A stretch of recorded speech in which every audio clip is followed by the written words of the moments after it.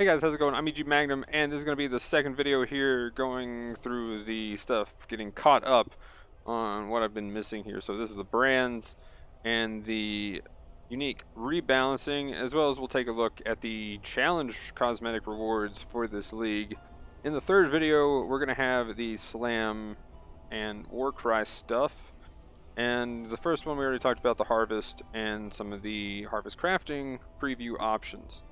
So, looking at the brands here, they're definitely changing brands, and I kind of already read a little bit through this, so let's see what I can remember.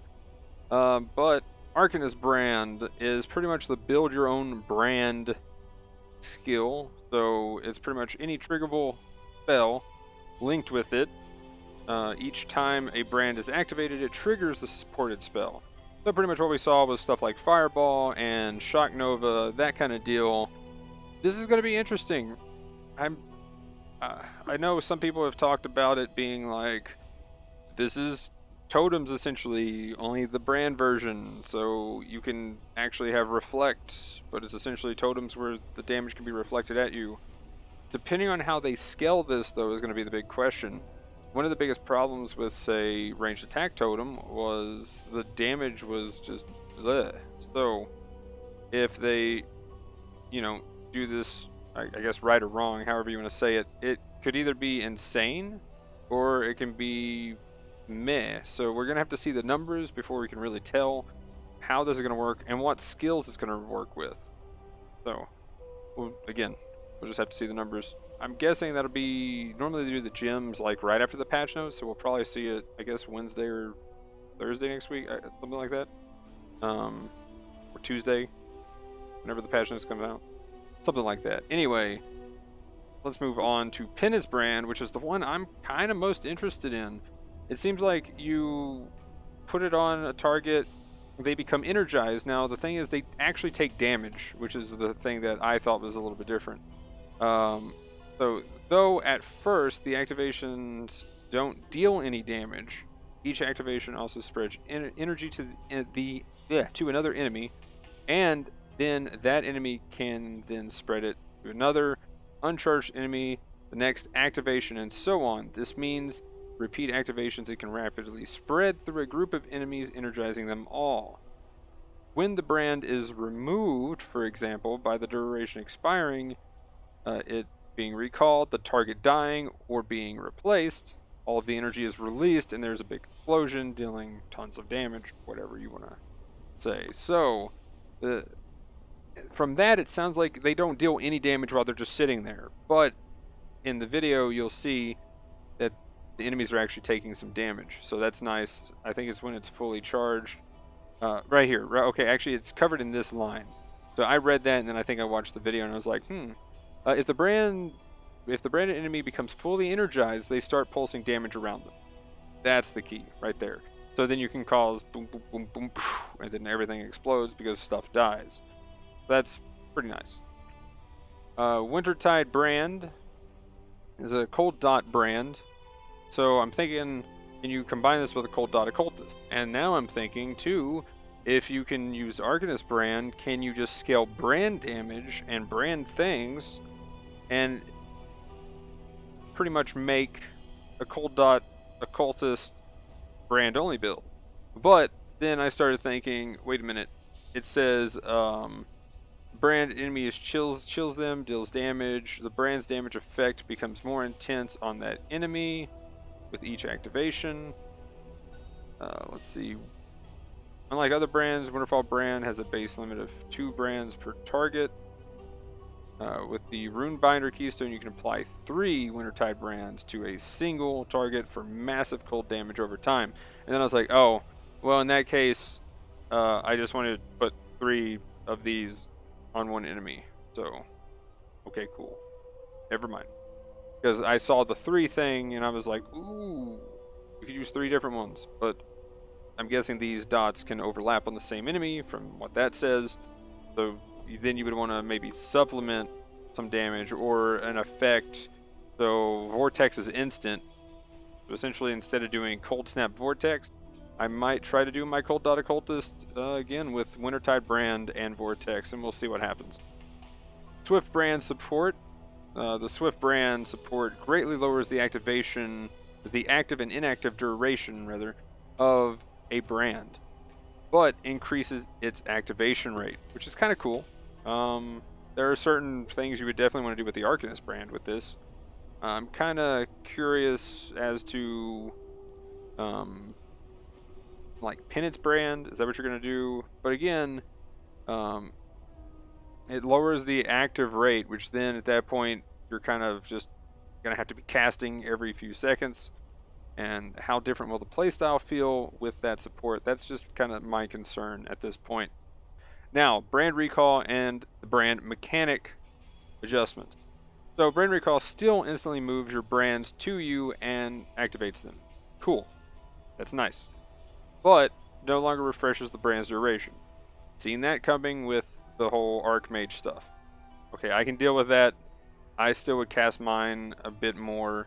And then this prevents the brands benefiting heavily from Archmage support without the same mana upkeep. Oh, and that's the other thing. It now consumes mana based on the brand's recall. So that's a huge hit to the Archmage, but even more in the case of Archmage.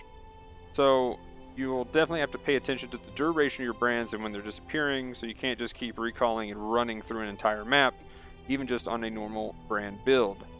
I don't know if this is going to make them feel a little too clunky. Again, I don't think it's going to make them feel like you're going to be recasting them like a crazy person, like with Swift brand, unless you have Swift brand.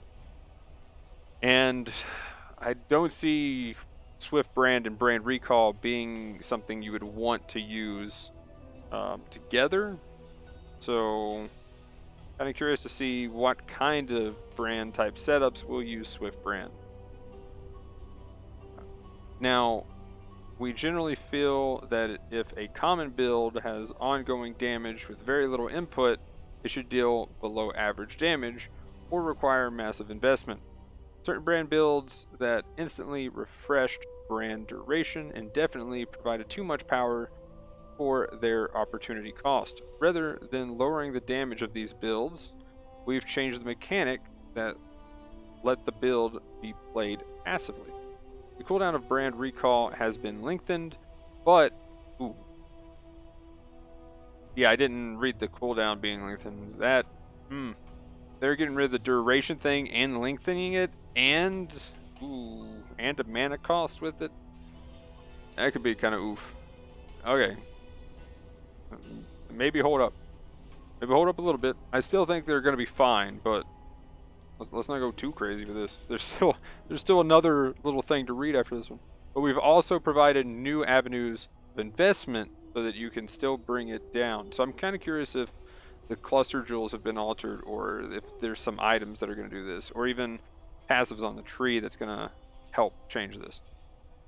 As a small change to remove some more of the potential passivity of brands now return to their original or recalled location when dropped by monsters, rather than the dropped monster's location.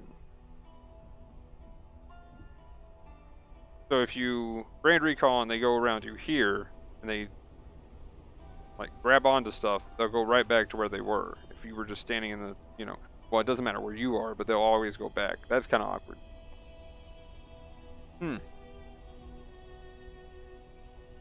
Puts a greater focus on brand attachment range and prevents the brands from disappearing into the distance while killing monsters. Okay, well, I can get the distance thing, because you would drop one and kind of cast it, around a corner. It could clear half the map for you, really. Mainly, stuff like delving is gonna fill this, but also in delve you could just drop a few and they would pretty much just keep going if the pack size was good enough. The new brand passive cluster tweak. There we go. Cool. We've added many changes like visual improvements to Armageddon Brand and new brand passive cluster tweaks to existing brand passives and crazy new unique weapons. Okay, cool. I'll take it. That's what I was curious. If that's where they're going to put the balancing here to kind of make you invest in it. And I like them doing it with the passive tree, with what we have with cluster jewels and stuff.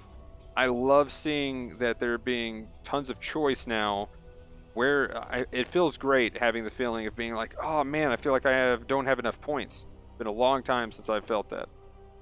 So let's go and check out the video here. If it'll load. My internet has been meh sometimes.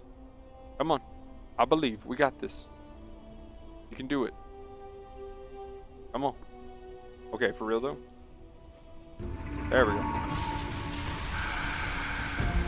So there we go. So yeah, that was just dropped on. So 2, it builds up, and then it takes enough damage and then explodes. Okay. I think that was just them dying. It looks like they're just dying from... I'm gonna turn that down a bit. Looks like they're just dying from the stuff. Oh wow, Armageddon Brand. That is definitely cleaner. You can actually tell what's going on. Oof, feels bad. Oh, dude, look at that area. Now that looks cool.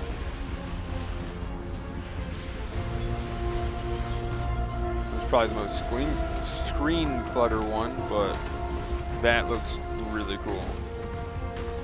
And then that's Arcanist with Shock Nova. We already seen that in like the trailer. And there's the Fireball one, which we've also seen in the trailer. I mean, that looks cool either way. It just turns whatever the enemy is on into essentially a turret. Well, I guess they're getting hit by it too. But they're soaking up one of the fireballs.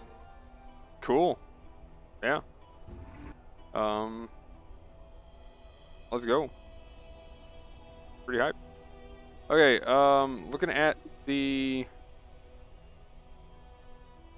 unique items here. There's actually quite a few here. Here, while we're looking at stuff, we'll go ahead and look at the footprints. Okay, those look pretty cool. I can deal. I can take blue, shiny footprints. That back piece, that's kind of interesting. Meh. Ooh. Now, as long as that portal's, like, click box is okay, then I think I found a new portal I want. The green one from, Metamorph League is too bulky, and the clicking on it just feels weird. Just saying. Okay, so let's go ahead and look here at the unique items. Rigwald's Savagery and Rigwald's Command. So they're actually a combo set here.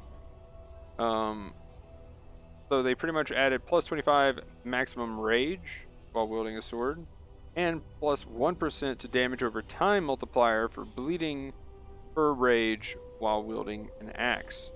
And I'm probably going to use these in my Bleed League starter, depending on how much they are.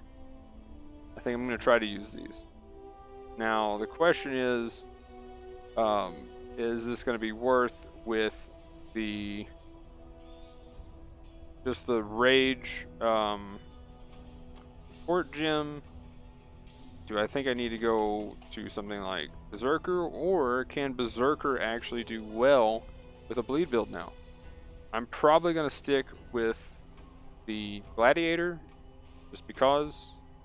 I mean, it has, you know, really good bleed pop and speed as well, so I think that's what I'm going to stick with. Now, the other problem is here is this is going to be Axe Sword then, and we'll kind of have to figure out what we're going to do there. But no longer grants attack speed with swords or chance to bleed, but now has a new mod that increases your maximum rage by 25 while wielding a sword. Rigwald's Command no longer grants increased physical damage with axes or chance to gain Frenzy Charge on kill, but now grants a multiplier to your bleeding damage equal to the amount of rage you have while wielding an axe. And if that's 25 maximum rage and you end up with 75 rage, first of all, that's a lot of flat fizz that it's going to add. Second of all, that's a lot of multi just from this. So yeah, I can deal without a couple of the multi that I'm missing from either having axe or sword, and I can just take all those axe or sword nodes essentially and use the cluster jewels. I think that might be the way to go. Originally, these weapons were only available as a rare drop from the Rigwald encounter, and they've lost their edge as time has passed. We've sharpened their rage-fueled identities with new mods that synergize with each other. Though, of course, you're also free to use them separately and evoke the Rigwald fight. Broken Faith. This one kind of meh. I've already looked through a couple of these, by the way, so I don't know. It's cool for damage, but it doesn't have any health on it. And I mean, its only defensive thing is really the Ellie Res and the Leech from Chaos. I'm trying to think what I would use with this, but you have Unholy Might while you have no energy shield is the big deal here. I mean, let's just kind of read what they have here. Broken Faith now has its original -10 block chance mod instead, plus 5% block chance. It now grants Unholy Might while you have no energy shield instead of temporarily when you block. While holding it, you now create Profane Ground instead of Consecrating Ground. This is a new ground effect. Reduces all enemy resistances as well as making them more likely to be critically hit, but does not provide the life regen that Consecrated Ground does. The first version of the Broken Faith added to the game had below average defensive stats for a shield in exchange for access to powerful damage. We're trying to return it to that role with new mods and offer large amounts of damage, but the weak block chance of the original. Profane Ground also has all new visual effects that echo the theme of the item.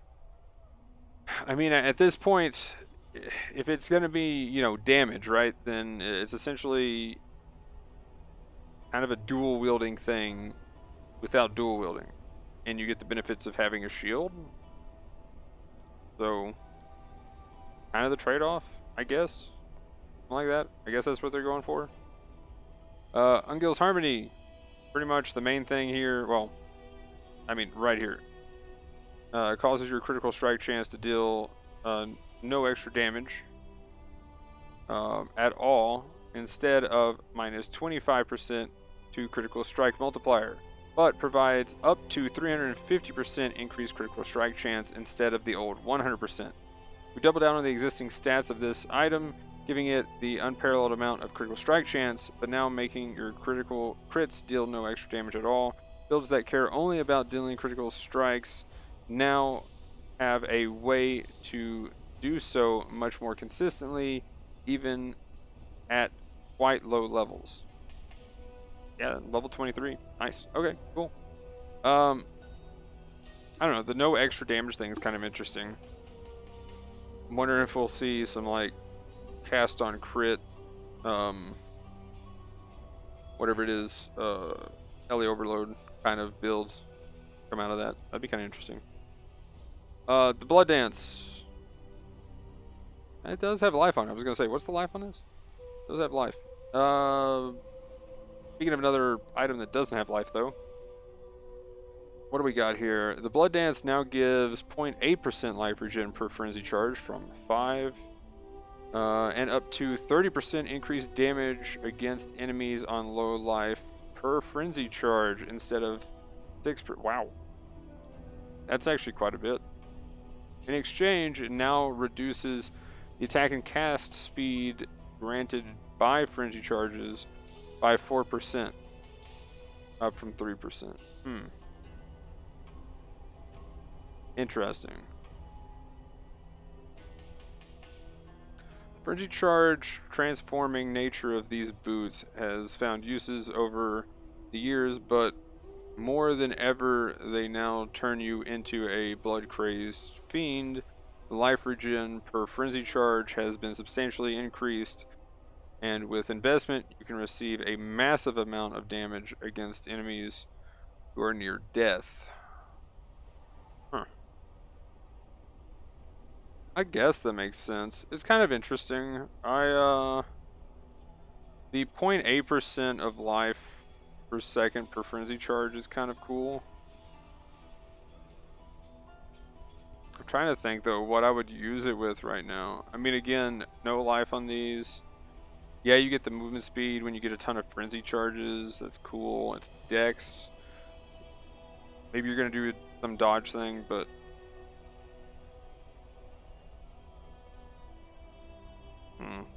gonna build. Trying to think.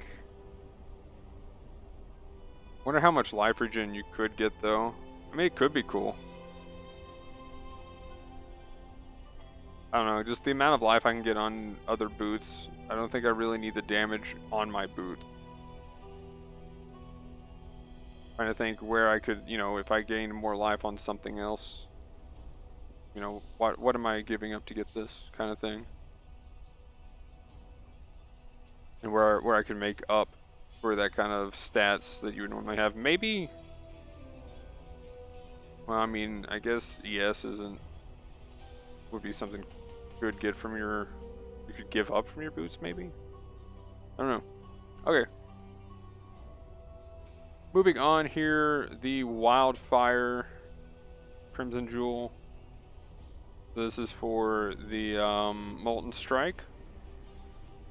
Wait, projectiles chain. Ooh, okay, let's just read this. No longer grants Molten Strike additional projectiles or area of effect. Instead, it now allows Molten Strike projectiles to chain, gives them +1 chain, but halves the number of projectiles created. Interesting. How's this gonna work? So if Molten Strike, wait, so Molten Strike's pretty much, this is confirmed Molten Strike rework if they can chain. I don't think they could chain before, right? Or am I crazy? Kinda interesting. Some of Path of Exile's Threshold Jewels encourage different playstyles for the skills they interact with. Others just buff the skill. We're slowly moving towards the former type, making changes to existing Threshold Jewels that they'll mandatory. Okay, so this will change them so that they can chain, I guess.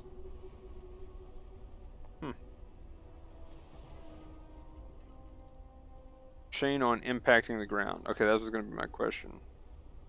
Interesting. Okay. Pretty nice. That's definitely going to give some different builds. I wonder how, like, Deadeye would work with that. Be kind of cool. Ulnatol's Embrace. The Bone Nova skill. Oh, actually, wait. Back to the... That reminds me, like, Magma Orb. This could turn into, like, a Magma Orb situation. I wonder if you could do Gloom Fang with this. That'd be cool. I'd be interested in trying that. You get enough chains with Gloom Fang and stuff. If you could get enough more damage that way. That'd be an interesting build. Ulnatol's Embrace, though. The Bone Nova skill granted by Ulnatol's Embrace now triggers on hitting a bleeding enemy instead of killing a bleeding enemy. Okay, that is amazing, actually. So, I don't even know the stats on that. I'd have to look at that skill's stats. But, yeah. A Breach exclusive unique upgraded by defeating the mighty Breach Lord Ulnatol. Should be substantially intimidating, but the build around potential of Ulnatol's Embrace was always hampered by not being able to trigger his signature Bone Nova against strong enemies. I mean, well, now you can. And I wonder if I could do... Yeah, maybe a bleeding build. I mean, I'm looking at that high-end number there. 691. That could lend itself to some kind of like heavy hit bleed. That could work with the idea of the bleed I was going with. They're doing the other dual wield thing that I just saw above. Because I was going to do an axe. So there we go. That could work. Depends on what Bone Nova does. Then I do like a 6 link on the chest and then just 6 socket that with the Bone Nova. That'd be kind of cool. Hot-footed. Movement speed while ignited granted by hot foot has been increased 15%. Oh, from 15 to up to 15 to up to 20 from, okay. Huh. Added with matching values. I don't know if that's going to be enough though to be like, can you, know, it's limited to 1. Huh, I don't know. I don't think this is going to be like a time to ignite myself, let's go.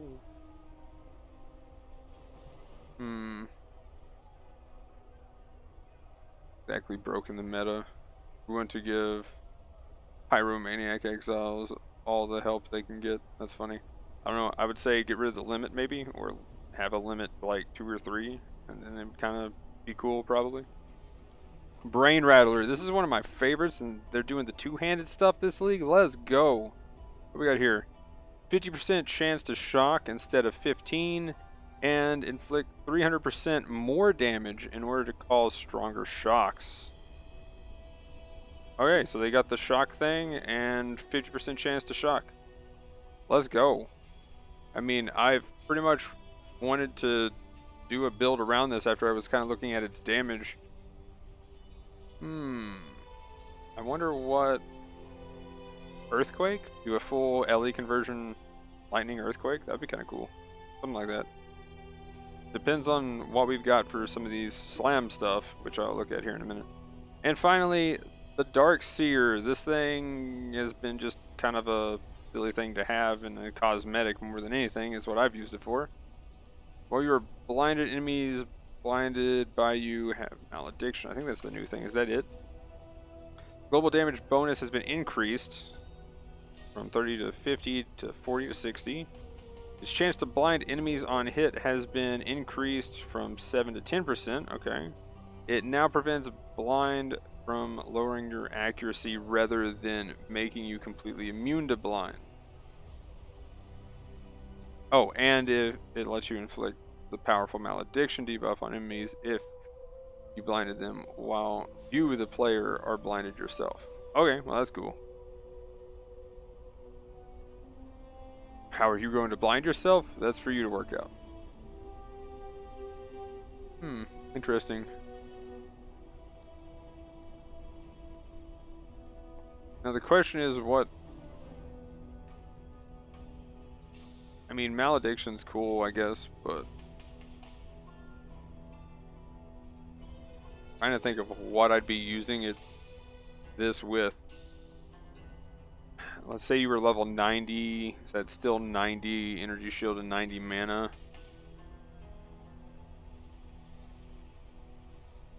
I don't know. I still don't have a build that I'd be like, yes, that right off the top of my head. I mean, I guess it's cool. They're changing stuff. Something cool might come out of that. I just think it's funny though.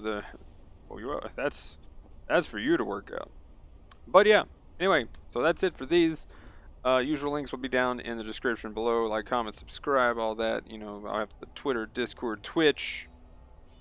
But anyway, that's it for this one, guys. Thanks for watching. Have a good one. Peace.